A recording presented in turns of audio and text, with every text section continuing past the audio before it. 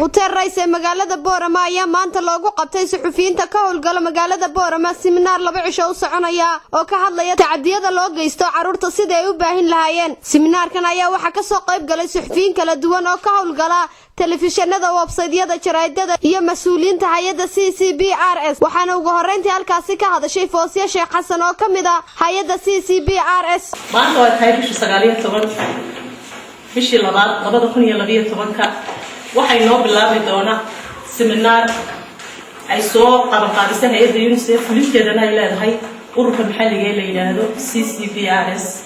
seminarkan oo ugu kala galay inuu socon doono muddo 2 cisho ah laguna baran doono haddii Ilaahay yiraahdo qodobo ah shada fariimaha inay wax ka ogaataan barnaamijkaasi dhowrista carruurta insha Allah. waxaan rajeynayaa noqon doonta kuwii ka faa'iideysta.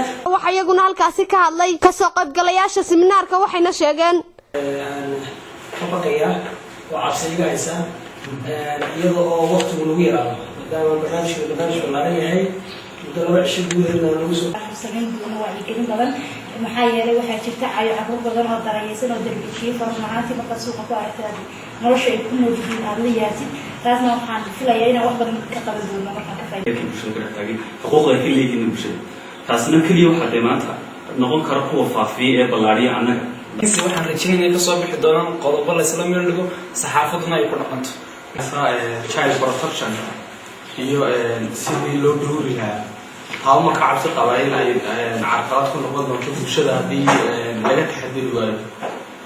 waxaan rajeynayaa inaan macluumaad badan ka ogaado xuquuqda carruurta ay leedahay. waa Hodan Caafi TV-ga qaranka magaalada Boorama.